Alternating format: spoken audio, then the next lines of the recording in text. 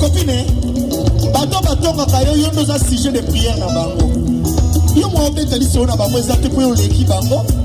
Bazala so bamoni ba seka so pesi mu kongo bandi otonga o. Faut bisa bango na sujet na bino ya prière. Onyo kubisa nzambe yo lingo kubisa ka kongo na mo bisa li sumu. Sujet de prière na bango Nama kitana bango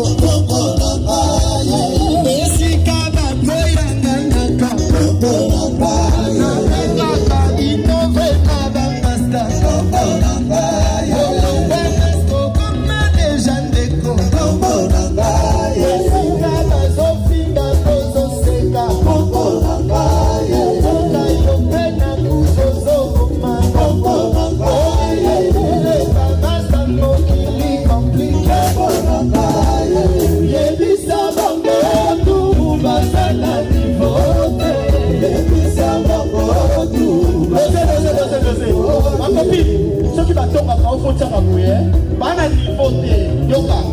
Yebisa bango tu basana niveau de. Yebisa bango tu basana niveau de. Yebisa bango tu basana niveau de.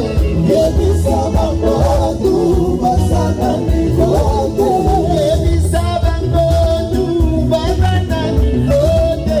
Yebisa bango tu basana niveau de.